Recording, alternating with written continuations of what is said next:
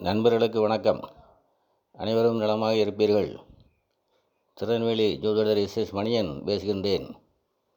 எனது ஜோதிட ஆசானும் எனது தந்தையுமாகிய கோயில்பட்டி திரு கே சங்கரன்பிள்ளை அவர்களையும், ஜோதிட மாமேதை ஜோதிட கலையரசு ஐயா ஆதித்ய குருஜி அவர்களையும் வணங்கி, தர்ம கர்மாதிபதி யோகத்தை பற்றி பார்த்து வருகின்றோம். இப்பொழுது சிம்மம் முதல் விருச்சகம் வரையிலான லக்கணங்களுக்கு தர்மகர்மாதிப யோகம் எந்தெந்த கிரகமைப்பு எப்படி இருந்தால் தர்மகர்மாதி யோகம் செயல்படும் என்பதை பற்றி பார்ப்போம். சிம்ம லக்கணக்காரர்களுக்கு தர்ம கர்மாதிபதிகள் செவ்வாயும் சுக்கிரனும் ஆவார்கள். இவர்கள் இருவரும் ஒருவருக்கொருவர் எதிரிகள் என்பதால் சில மூல நூல்கள் சிம்ம லக்கணத்திற்கு இந்த யோகம் சிறப்பாக செயல்படாது என குறிப்பிடுகின்றன. பொதுவாகவே எந்த லக்கணமாயினும் சுக்கிரனை செவ்வாய் பார்ப்பதோ அல்லது சுக்கிரனும் செவ்வாயும் இணைவதோ நல்லதல்ல.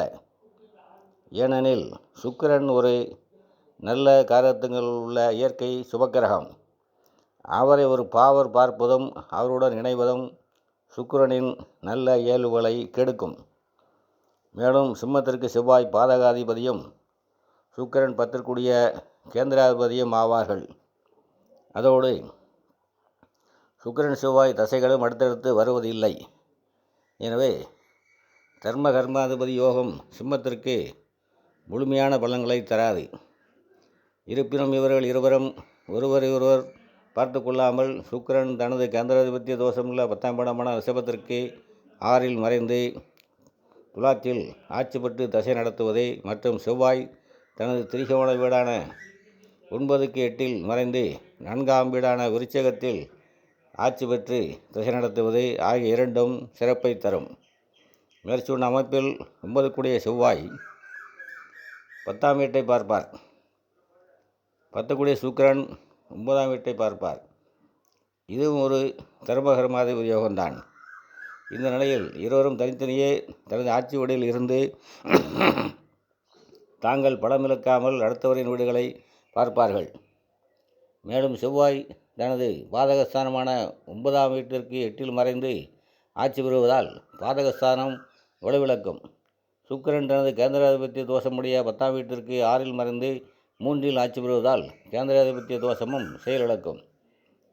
இந்த லக்கணத்தின் 3, 4ஆம் இடங்களில் இருவரும் பரிவர்த்தனை பெறுவதும் ஒரு வகையில் தர்ம கர்மாதிபதி யோகம்தான். இந்த அமைப்பில் இருவருமே அவரவர் வீடுகளை பார்ப்பார்கள். ஆனால் இது சிறப்பான அமைப்பு என்று சொல்ல முடியாது. ஏனெனில் ஒரு சபுக்கிரகமான சுக்கிரன் 4ஆம் வீட்டில் திக்குப்பல அமைப்பு பெற்று தனது கேந்திராதிபத்திய தோஷ அமைப்புள்ள கேந்திர வீட்டை பார்ப்பது நல்ல தொழில் அமைப்புகளையோ நிரந்தர தொழில் அமைப்புகளையோ உருவாக்காது. ஒரு கேந்திராதிபத்திய தோஷம் பெறும் சுபக்கிரகம் அந்த தோஷ வீட்டுக்கு 6 அல்லது 8இல் மறைவதே அந்த வீட்டின் நல்ல பலன்களை செய்யும். அதன்படி சிம்மத்திற்கு சுக்கிரன் 3 அல்லது 5இல் இருப்பதே வலிமை. அதேபோல செவ்வாயும் சிம்மத்தின் பாதகாதிபதி என்பதால் அவரது பாத வீடான 9க்கு நேர் எதிரில் அமர்ந்து பார்ப்பது அவரது தசபுத்திகளில் பாதகத்தை செய்யும். எந்த ஒரு யோகமும் இது போன்ற மறைமுக பங்கங்கள் இல்லாமல் இருந்தால்தான் முழுமையான பலன் தரும். மேம்போக்காக பார்க்கும்போது நல்ல யோகத்தை யோகத்தை தருவது போல தெரிந்தாலும் வேறு வகைகளில் கிரகங்களின் கைகள் கட்டப்பட்டால் யோக பலன்கள் நடக்காது. மேலும் சுக்கிரன் செவ்வாய் இணைவது அல்லது ஒருவரை பார்த்து கொள்வது என்பது இருவரின் காரகத்துவங்களின் ஏதேனும் ஒன்று பாதிப்படைவதற்கு காரணமாக அமையும். அது நல்லதல்ல. அடுத்ததாக கன்னி லக்கணத்தில் பிறந்தவர்களுக்கு 9, 10 சுக்கிரனும் புதனும் நண்பர்கள் என்பதால் முழுமையான தர்மகர்மாதி யோகம் உண்டாகும்.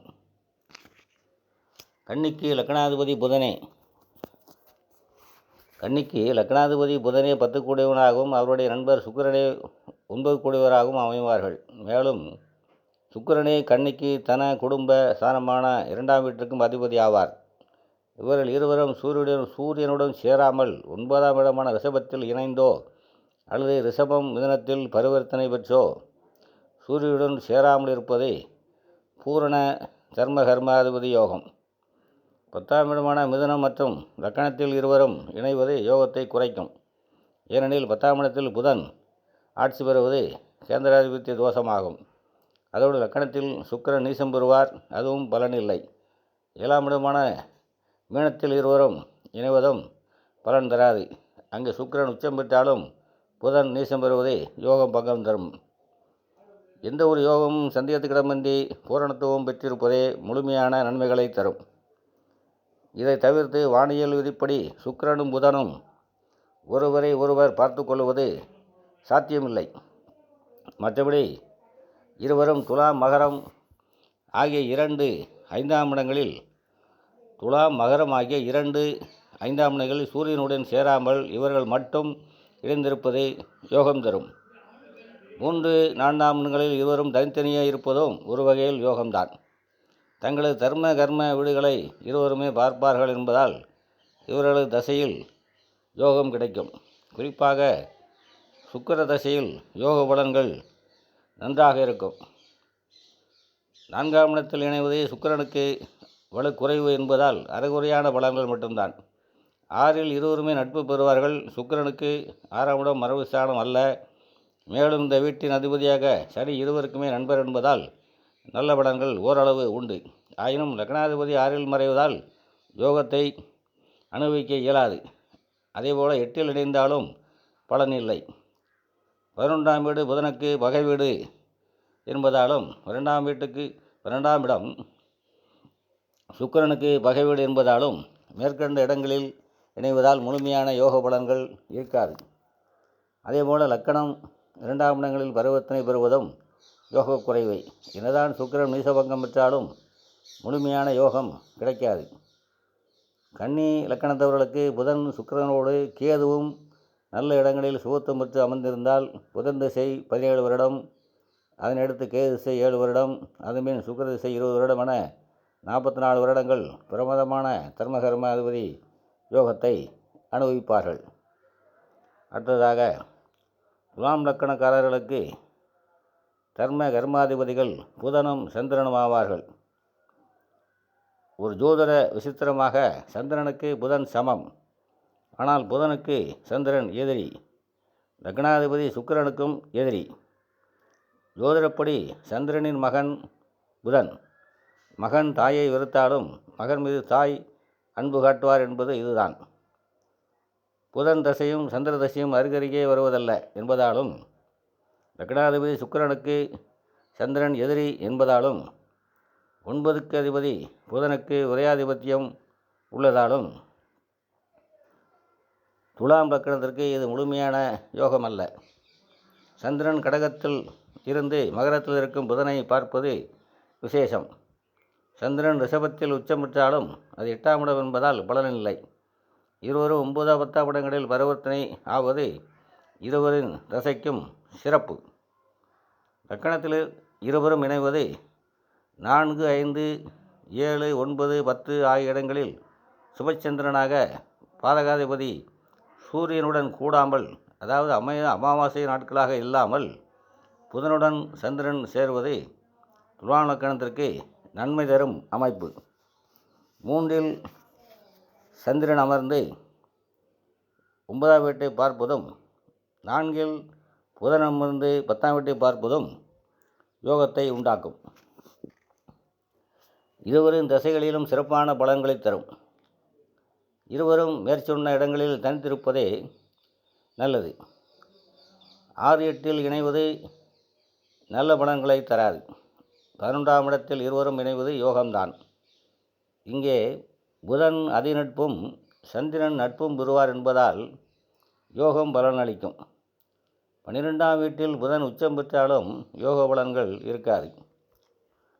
அடுத்ததாக விருச்சிக லக்கணக்காரர்களுக்கு, விருச்சிக லக்கணத்தில் பிறந்தவர்களுக்கு தர்ம கர்மாதிபதி யோகத்தின் பலனை முழுமையாக அனுபவிப்பதில் முதலிடம் வைப்பவர்கள் விருச்சிக லக்கணக்காரர்கள் ஆவார்கள். ஏனெனில் விருச்சிக லக்கணத்தின் தர்ம கர்மாதிபதிகள் சூரியன் சந்திரன் இருவருமே லக்னாதிபதி செவ்வாய்க்கு அதி நண்பர்கள் என்பது குறிப்பிடத்தக்கது. ஏனைய லக்கணங்கள் அனைத்திற்கும் 9, 10 கூடிய 2 கிரகங்களும் இன்னும் ஒரு கெட்ட பாவத்திற்கு அதிபதியாகி இரு ஆதிபத்திய கிரகங்களாக செயல்பட்டு யோகங்களை மட்டுப்படுத்துவார்கள். விருச்சிகத்துக்கு மட்டுமே சூரியனும் சந்திரனும் 9 மற்றும் 10ஆம் இடங்களுக்கு மட்டுமே புதியவர்களாகி கலப்பின்றி முழுமையான யோகத்தை வழங்குவார்கள். விருச்சிக லக்கணத்தில் பிறந்து சூரியனும் சந்திரனும் பரிவர்த்தனையாவது மிகவும் சிறப்பானதாகும். மகம் நட்சத்திரத்தில் ஜாதகர் பிறந்திருந்தால் 25 வயதுகளில் சூரிய தசையும் 30களில் சந்திர தசையும் அடுத்தடுத்து ஆரம்பித்து ஜாதகர் முழு யோகசாலியாக விளங்குவார். லக்னாதிபதி செவ்வாயும் ராகுவும் நல்ல இடங்களில் சுபபலம் பெற்று அமர்ந்திருந்தால் யோகம் வாழ்நாள் முழுவதும் நீடித்து பிறவி எடுத்ததன் பெரும் பயனை விருச்சிக லக்கணக்காரர்கள் பெறுவார்கள். விருச்சிகத்தவர்கள் அமாவாசை பௌர்ணமியில் பிறப்பதும் மிகவும் நல்லது. அமாவாசையன்று தர்மகர்மாதிகளான சூரியனும் சந்திரனும் இணைந்திருப்பார்கள். பௌர்ணமியன்று இருவரும் ஒருவர் நேருக்கு நேர் பார்த்து கொண்டிருப்பார்கள். பொதுவாக சூரியனும் சந்திரனும் இணைந்திருக்கும் போது இருவரில் ஒருவர் ஆட்சி பலமோ உச்சபலமோ பெற்றிருப்பதுதான் நல்லது. அதுவே யோகத்தின் அடையாளம். 1, 8, 12ஆம் இடங்களை தவிர சூரிய சந்திரர்கள் எந்த இடத்திலும் இணையலாம். 6ஆம் இடம் கூட சூரியன் உச்சமாவதாலும் உபயஸ்தானங்கள் சூரிய சந்திரர்களுக்கு வலு என்பதாலும் ஏற்புடையதாகும். விருச்சிகத்தவர்களுக்கு லக்கணத்தில் சந்திரன் நீசமடைவார். சூரியன் 12ஆம் இடமான துலாத்தில் நீசமடைவார்.